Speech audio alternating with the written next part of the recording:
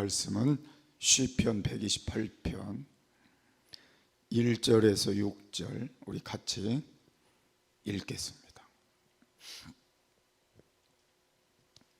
여호와를 경외하며 그 도에 행하는 자마다 복이 있도다. 내가 내 손이 수고한 대로 먹을 것이라. 내가 복되고 형통하리로다. 내 집 내실에 있는 내 아내는 결실한 포도나무 같으며 내 상에 둘린 자식은 어린 감람나무 같으리로다. 여호와를 경외하는 자는 이같이 복을 얻으리로다. 여호와께서 시온에서 내게 복을 주실지어다. 너는 평생에 예루살렘의 복을 보며 내 자식의 자식을 볼지어다. 이스라엘에게 평강이 있을지로다. 아멘. 우리 함께 인사하겠습니다. 할렐루야. 내가 믿으면 하나님의 영광을 보리라. 아멘. 인류가 공유한 재산 중에 제일 큰 재산이 가정입니다. 인류가 가지고 있는 조직 중에 가장 아름다운 조직도 가정입니다. 그런 의미에서 하나님께서 우리에게 주신 선물 중에 가장 큰 선물은 어쩌면 가정일 것입니다. 또 이것이 우리에게 가장 축복일 것입니다. 이런 가정을 우리는 하나님이 허락해 주셨는데 어떻게 해야 행복한 가정을 만들어 갈 수 있을까? 그 중에 첫 번째는 하나님을 경외하는 가정이 돼야 된다, 그렇게 말씀하고 있습니다. 1절 말씀을 보면 여호와를 경외하며 그 도에 행하는 자마다 복이 있도다 그랬습니다. 복 있는 가정의 첫 번째 조건이 하나님을 경외하는 가정이라 그렇게 말씀했는데, 우리는 하나님을 공경하는 그런 가정, 하나님을 두려워할 줄 아는 가정, 그리고 하나님을 사랑할 줄 아는 가정, 하나님 뜻대로 살기를 원하는 가정을 하나님이 행복하게 만들어 주신다고 하는 걸 약속한 내용의 말씀이기도 합니다. 그래서 우리는 나를 기쁘게 하려고 하는 것보다 하나님을 기쁘시게 하려는데 목적을 두는 가정을 하나님이 복을 주시고 또 행복한 가정을 만들어 주시게 된다는 말씀이기도 합니다.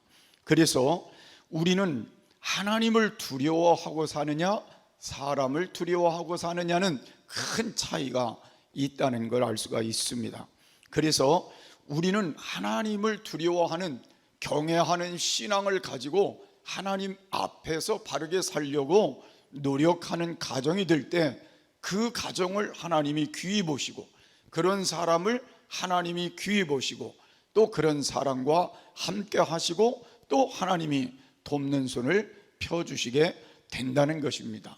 또 우리는 하나님을 더 즐거워하느냐 그렇지 않으면 세상을 더 즐거워하느냐의 차이에 따라서 우리의 삶이 달라질 수도 있다는 걸 알 수가 있습니다. 그래서 우리는 이 땅을 살아가는 동안 나의 선택은 매우 중요한 것입니다.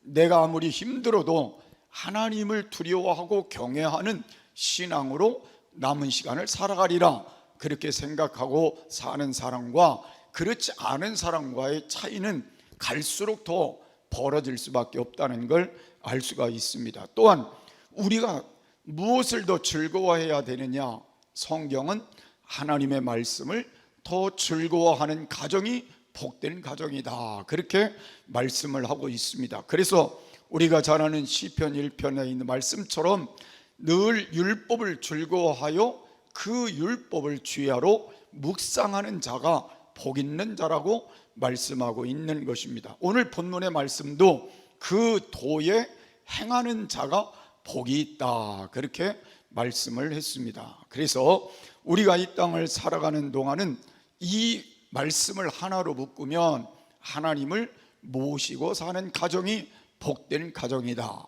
여러분이 이 말씀을 가지고 남은 시간 살아가시면서 내가 주인 되어 사는 것보다 하나님이 주인 되어 사는 삶이 더 복되다면 우리가 그분에게 모든 걸 맡기고 의뢰하고 그분과 함께 모든 삶을 의논하고 이끄는 대로 우리가 살아간다면 더 행복한 가정이 될 수 있다는 이 말씀을 다시 한번 우리 가슴에 담는 귀한 시간이 되시기를 바랍니다. 우리가 잘 아는 대로 다윗이라고 하는 사람은 하나님 편에서 어떻게 첫 번째 발걸음을 했는가를 보면, 골리앗을 앞에 이렇게 두고 있을 때에 골리앗이 두려운 게 아니라 하나님이 더 위대하시다는 그 하나님에 대한 경외심이 있었기 때문에 골리앗을 우습게 생각하고, 그리고 믿음을 가지고 나갔을 때에 하나님이 다윗을 도와서 골리앗을 물리칠 수 있고, 또 그 일로 인하여 다윗의 위대성이 드러나게 되고, 또 하나님이 귀히 쓰는 자리까지 나가게 된 것은 하나님에 대한 경외심과 하나님에 대한 신뢰심과 하나님에 대한 공경심을 가지고 있었기 때문에 다윗의 위대함이 있었다는 걸 깨달을 수가 있습니다. 그래서 우리는 다윗이 걸어간 그 길을 우리가 보면서 잘못한 길 빼놓고, 우리는 다윗이 하나님께 그만큼 인정받을 수 있었던 그 삶의 가장 중심에는 하나님을 경외하는 신앙이 있었기 때문이고, 하나님을 신뢰하는 신앙이 있었기 때문이고, 그리고 하나님의 말씀대로 살려고 하는 그 기틀이 그 안에 있었기 때문에 그 위대성을 하나님이 나타내 주시고 그렇게 쓰셨다고 하는 걸 우리가 다시 한번 깨닫고, 우리와 우리 자녀들이 그런 자리까지 나아갈 수 있는 미래가 꼭 될 수 있게 되기를 간절히 소원합니다. 또한 우리는 하나님이 주인이 되실 때에 하나님이 보호자가 되신다는 거예요. 우리가 주인이 되면 나를 보호할 수 없을지 몰라도 하나님이 주인 되시면 주인이시니까 나를 얼마든지 보호할 수 있는 책임이 있게 된다는 거예요. 그래서 우리는 하나님께 맡기는 게, 하나님을 주인 삼는 게 더 복된 일일 수밖에 없는 것입니다.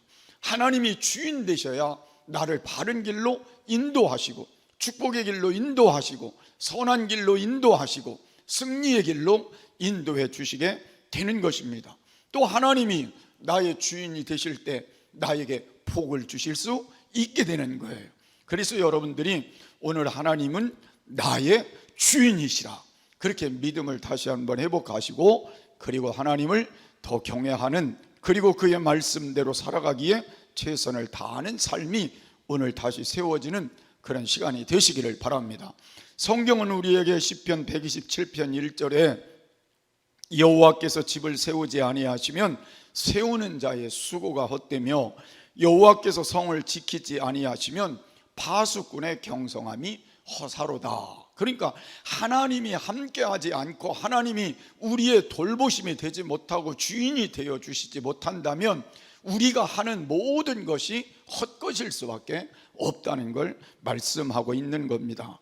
그래서 우리가 아무리 수고하고 아무리 노력하고 아무리 애를 써도 하나님이 함께 해주셔야, 하나님이 나를 보호자가 되어주시고 나의 지킴이 되어주시고 나를 돕는 자가 되어주셔야, 나의 주인이 되어주셔야만 우리는 승리자로 복된 삶을 살아갈 수 있는 것입니다. 그래서 오늘 행복한 가정을 만들고 싶으면, 행복한 가정이 되도록 우리 자녀들을 만들고 싶으면 하나님을 경외하는 신앙을 기초로 놓고 출발해야 된다는 것입니다. 그래서 남은 시간 이 신앙을 가지고 행복한 가정을 만들어가는 미래가 되시기를 바랍니다. 두 번째로 성도의 가정에게 주시는 하나님의 축복이 무엇일까? 제가 간단하게 연결해서 말씀드리면, 그 중에 첫 번째는 수고한 만큼 열매를 거두게 하신다. 여러분 2절 말씀을 보니까 내가 내 손이 수고한 대로 먹을 것이라 내가 복되고 형통하리로다 그랬습니다. 저는 이 말씀이 맞다고 생각해요. 그래서 허황된 생각은 할 필요가 없다는 것입니다. 그래서 많은 사람들이, 세상 사람들은 대박을 노리는 사람들이 많습니다. 그래서 어떤 사람들은 매일같이 카지노 가는 사람들도 있고, 매일같이 도박에 빠진 사람들도 있고, 그리고 경마장에 빠지는 사람들도 있고, 매일 복권을 사는 사람들도 있지만, 우리는 이것보다 더 중요하게 여겨야 될 것은 복을 주시는 분은 하나님이시니 내가 수고한 대로 열매를 거둘 것이라는 걸 여러분이 깨닫고 열심히 우리가 최선을 다해서 노력하는 게 더 중요하다는 것입니다. 그래서 우리가 하나님의 도우심을 받기 위해 영적으로도 다른 사람보다 더 많이 노력을 하고 기도하는 일이나 말씀대로 사는 일이나 우리가 하나님 뜻을 따라 사는 일에 남보다 더 열심히 최선을 다하여 살면 하나님이 그 수고한 것에 넘치도록 주시게 되어진다는 거예요.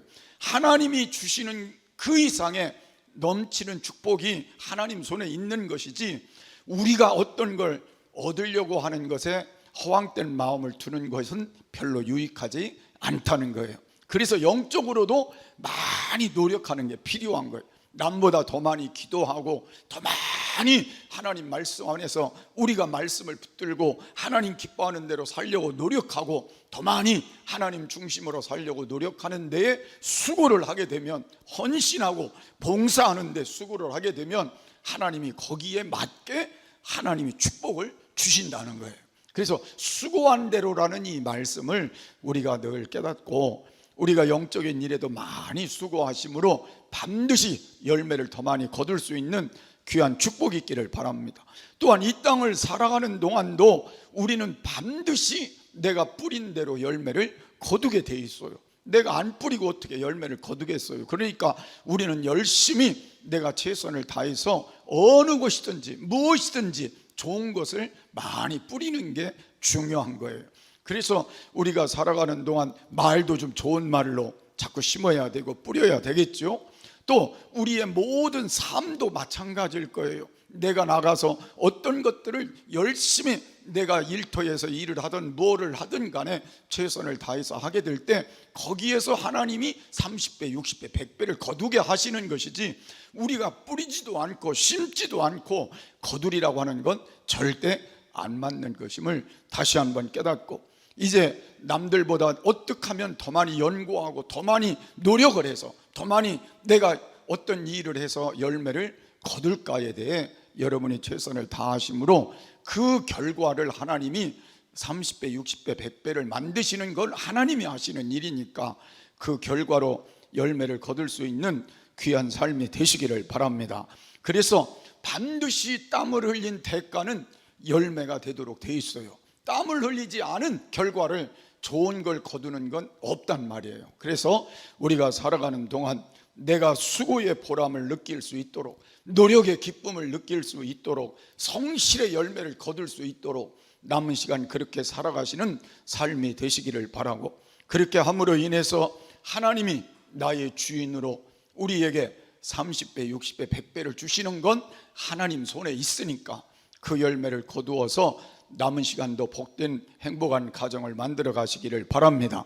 그 다음에 여기 보면 건강한 가정을 이루게 하시는 걸 알 수가 있습니다. 3절 말씀을 보면 결실한 포도나무 같은 아내가 있다 그렇게 말씀을 했는데, 유대 나라의 포도나무는 수분과 영양분을 공급받는 의미를 여기서 말씀하고 있는데, 제가 한 가지만 말씀을 드리면 하나님은 아내를 통하여 가정에 생명수를 공급하는 그런 역할을 하게 하신다는 거예요. 영적인 생명수를 공급해 줄 수 있는, 그래서 어머님의 눈물의 기도와 어머님의 눈땀을 흘리는 그 영적인 그런 수고함을 통해서 자녀들이 그 영향력을 받아서 더 많은 하나님의 역사를 만들어낼 수 있는 영양분을 공급하는 게 어머니일 수 있다는 거예요. 아내일 수 있다는 거예요.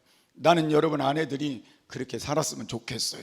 그래서 남편에게도 좋은 영양분을 공급하고 힘을 줄 수 있고, 그래서 잘 이 세상에서 모든 일을 잘 감당하고 하나님께도 기쁨 되게 할 수 있는 남편이 되고 자녀들이 될 수 있도록 영적인 영양분, 영적인 하나님의 힘을 공급해주는 좋은 아내들이 될 수 있게 되기를 바랍니다.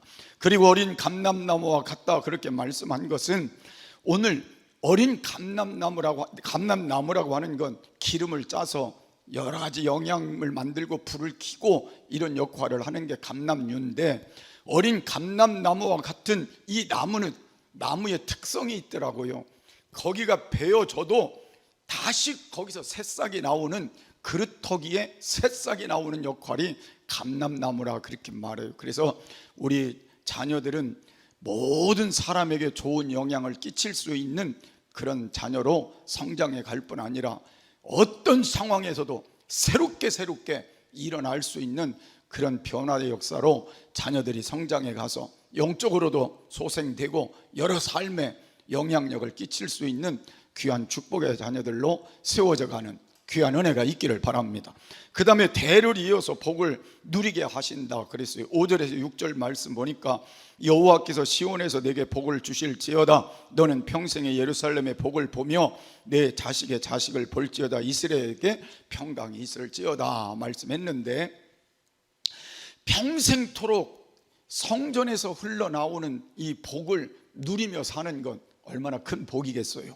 여러분이 이 평생 죽을 때까지 성전에서 하나님의 말씀을 나누고 은혜를 나누고 축복을 나누고 하나님과 함께 이렇게 살다가 천국 가는 게 얼마나 큰 축복이냐 그 말이에요.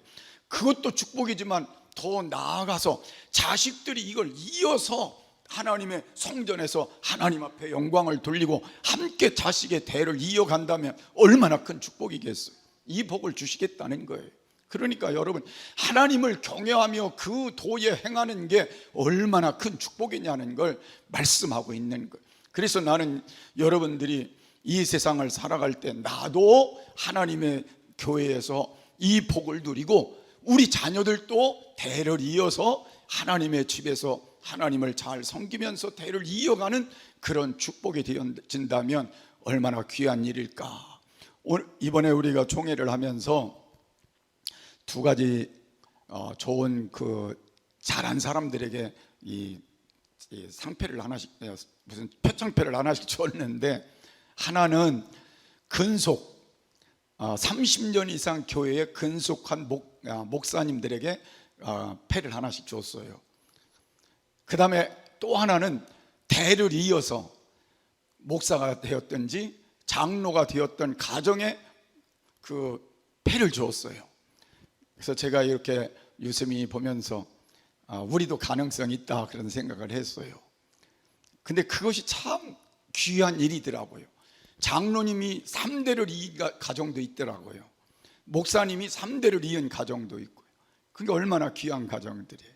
그래서 나는 우리 모두 우리 성도님들이 대를 이어서 함께 자녀들이 또 교회 장로님이 되고 또 교회 목사님이 되고 이러면 얼마나 좋겠어요. 그런 가정이 하나님을 경외하는 가정 속에 있다는 것이고 그 말씀대로 순종하는 가정 속에 있다는 거예요. 여러분, 앞으로는요 여자도 장로님이 될 수 있으니까 딸만 있는 집도 희망이 있는 거예요. 그런 하나님의 축복이 우리 안에 있으니까 대를 이어서 믿음을 잘 지켜갈 수 있는 귀한 축복이 또 우리 안에 있어지는 귀한 은혜도 있기를 바랍니다. 그래서 행복한 가정은 이와 같이 하나님을 경외하며 그의 말씀을 잘 지켜 행하는 가정에 주어지는 축복이다 믿으시기를 바랍니다. 이렇게 하기 위해서 우리는 어떻게 해야 하느냐, 세 번째입니다. 자, 가정의 기능이 분명하게 우리에게 인식이 돼야 할 것입니다. 가정의 기능은 뭐예요? 출산의 기능도 있고 경제적인 기능도 있고 또 사회적인 기능도 있고, 근데 저는 가정의 기능을 하나만 말씀드리려고 그래요. 쉬는 기능. 가정은 어떤 가정이 돼야 돼요? 쉼을 얻는 가정이 돼야 돼요. 가만히 생각해 보면 남편이 직장에 나가든지 뭐 어디 밖에 나가서 일을 하고 집에 들어오면 가족들한테 직장의 힘든 일들을 같이 얘기하고 쉬고 싶잖아요. 그죠? 또 아내들 또 하루 종일 집에서 혼자 그냥 힘든 일 하다가 남편이 두르던 아이들이 두르던 같이 모여서 쉼을 나누고 싶잖아요. 아이들 또 밖에 나가서 공부하다가 힘들어서 집에 오면 쉬고 싶을 거 아니겠어요. 근데 우리가 문제점이 뭐예요? 집에 들어오면 힘든 남편한테 바가지 긁으면 안 되잖아요. 그럼 바가지 긁으면 어디로 가야 돼요? 밖으로 또 가야 되잖아요. 막 아내가 힘들어서 집에 들어왔는데, 아니 힘든 일을 하고 위로 받기를 원했는데 남편이 맨날 지치고 들어와서 막 그리고 그냥 이렇게 하고 있으면 아내도 얼마나 힘들겠어요. 자녀들은 매일 공부한다고 힘들어하는데 지치고 있는데 자녀들 붙들고 더 또 공부 안 는다고 야단치고 하면 또 어떻게 되겠어요?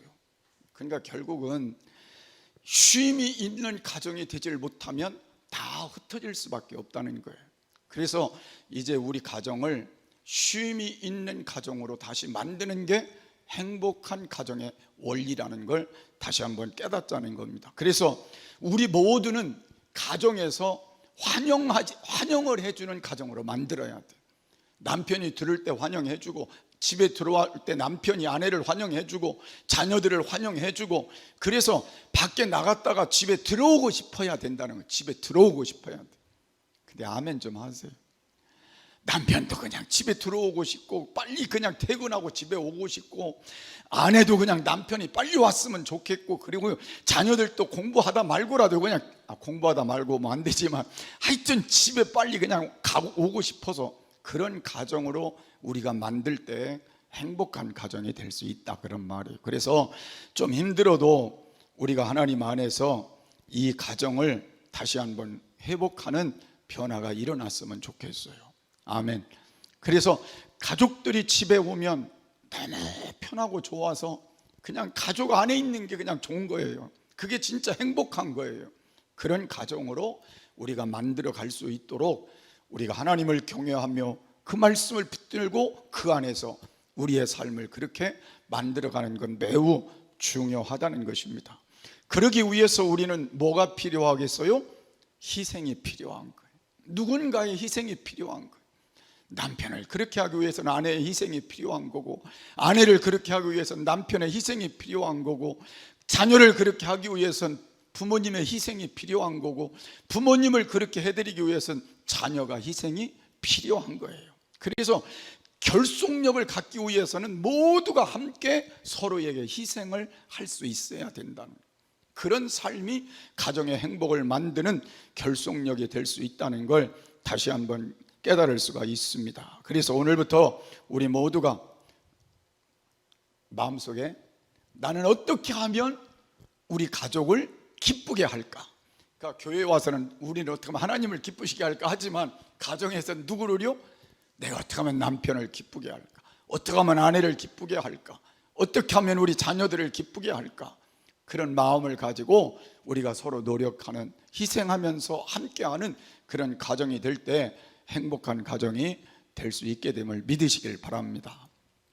저도 이렇게 나이가 들어가니까 그런 생각이 들더라고요. 우리 최한규 목사님 이번에 총회 갔다가 이제 제가 몸이 좀 불편하시다고 그래서 모시고 이제 집에 모셔다 드리는데, 이제 저보고 그런 얘기 하시는 거예요. 사모님이 78세고 목사님은 83세인가 그렇게 되셨는데, 안 목사, 나 이제 사모가 밥 해주는 밥 못 먹겠어 그래요. 왜 그러시냐 그러니까, 너무 젊었을 때부터 지금까지 목회하며 이렇게 고생을 많이 해서 밥 해달라고 못 하겠어요. 밥 해달라고 못 하겠어요. 그래서 내가 제일 후회스러운 게 운전을 못한 게 후회스럽다고 하시면서, 운전만 하면 내 아내 데리고 어디든지 밥 사 먹으러 가면 되는데, 내 운전을 못하니까 그냥 집에서 밥 해달라 소리는 못 하겠고, 누가 후배들이라도 와서 같이 움직여줘야 어디 나가서 밥 먹으니까 그게 제일 미안하지만, 자기 목사님은 사모님한테 밥 해달라 소리를 못 하겠, 너무 안쓰러워서. 그 얘기를 들으니까 그렇더라고요. 나이가 들수록 자꾸 안쓰러운 마음이 드시는 것 같이 그렇게 말씀하셔서 저도 그런 생각이 드는 것 같아요. 나이가 들어서 조금 더 힘들어질 때는 집에서 밥 해 먹지 말고 그냥 밖에 나가서 사 먹자. 요새 그렇게 한대요. 밥 해주는 아내가 있는 동안은 그래도 행복한 거죠.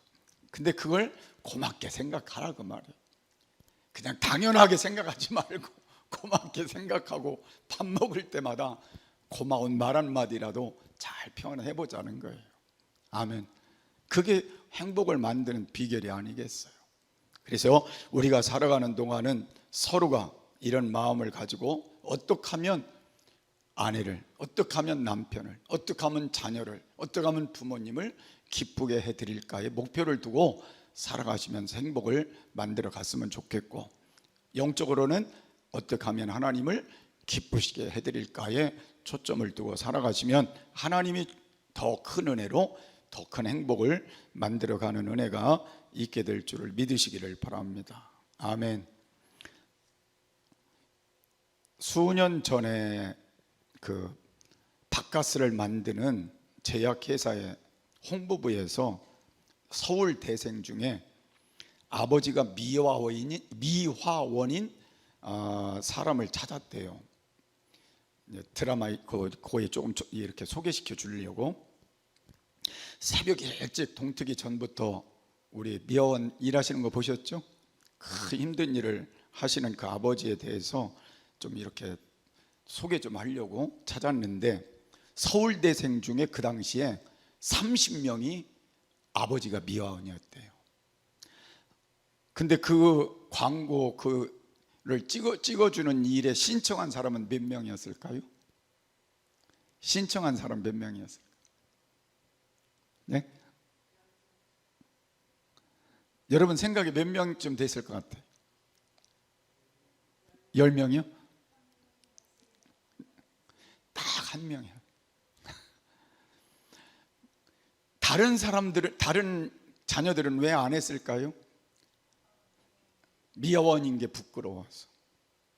한 명만 우리 아버지가 미화원이지만 나를 이렇게 길러주신 게 너무 고마워서 당당하게 신청을 했는데 29명은 부끄러워서 안 했다는 거예요. 저는 이 얘기를 들으면서 그런 생각이 들었어요.